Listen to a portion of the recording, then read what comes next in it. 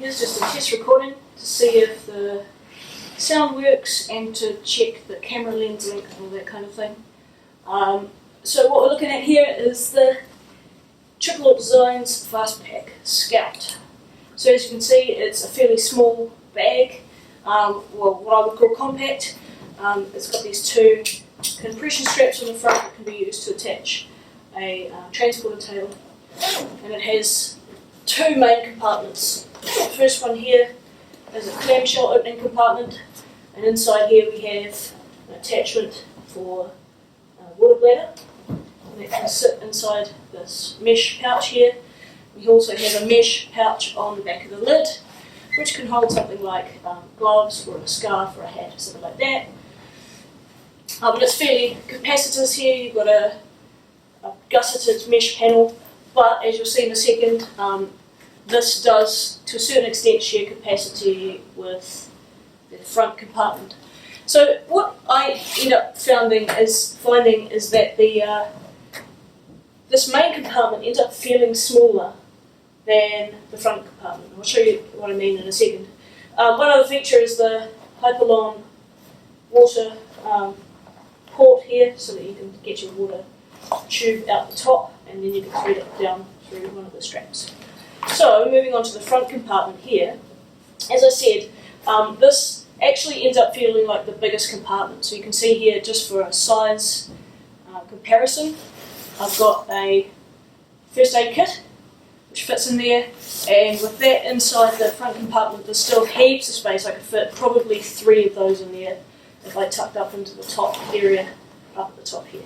So that's a really big space.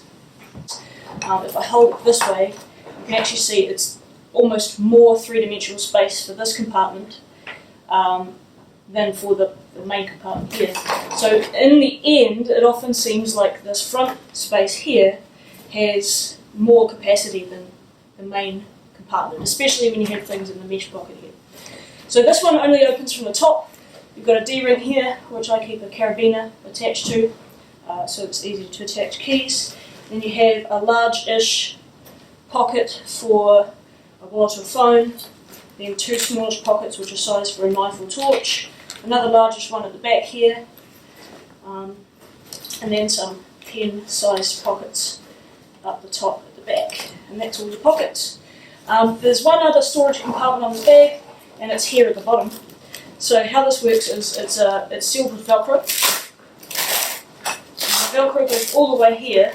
This does share all the capacity with the other front compartment, so they share the same wall. So if you put something in here, like your first aid kit, for example, that would go and fit quite easily. And then you seal up the Velcro, then you find that you've lost space in this compartment here. This is actually quite hard to see. Not a lot of light there, but you can kind of see that there's a bulge here from the first aid kit. Alright, so what that's usually used for, if you look in the Aught Design videos themselves, is they stow a transporter tail up here. So it would attach using these 2 tri-glides here. These are made of metal. A lot of the tri-glides on this bag are made of metal, and the hardware is really, really good. Let's have a look at the back panel. So this is actually a rigid panel, and these are 2 quite thick pieces of padding with a ridge down the middle. That makes it quite a comfortable bag to wear, but again here you see metal tri-glides. They're quite thin, but they're pretty substantial, pretty robust, I mean. So this back panel here is pretty comfortable to wear. It's rigid, so the bag holds its shape, which is really, really useful for this size of bag. Otherwise it would kind of flop around, because you always have this really packed because of the size of the bag. You usually have quite a lot of gear, and it would end up with a bulge against your back instead of this nice flat panel here, which sort of helps to shape it to that shape of your back. It's got load lifters as well, which is really good. This bag is overall a really nice shape, so the load lifters help to keep everything up tight to your back. It's nothing worse than a bag that flops around at the top, and of course they're fully adjustable, which means that the bag is kind of size adjustable as well. The straps are really thick, and they probably will wear in a bit, I don't know why they need to be this thick for a bag that doesn't have a huge capacity. What I find is if I'm wearing this bag with a t-shirt, this part here will sit right by my arm, by the top of my arm, and my bicep will rub on that on either side, which after a long trek would probably cause a bit of chafing, but with sleeve top that's not so bad. One nice little feature here is the tie-eye patch. It's on a piece of Velcro there, so you can put anything you like there. I've attached web keepers to a lot of this bag, but it does come with these web keepers on the compression straps. It needs that because you get a lot of strap here, which means that you can actually attach stuff to the front of the pack. One more feature is that there are two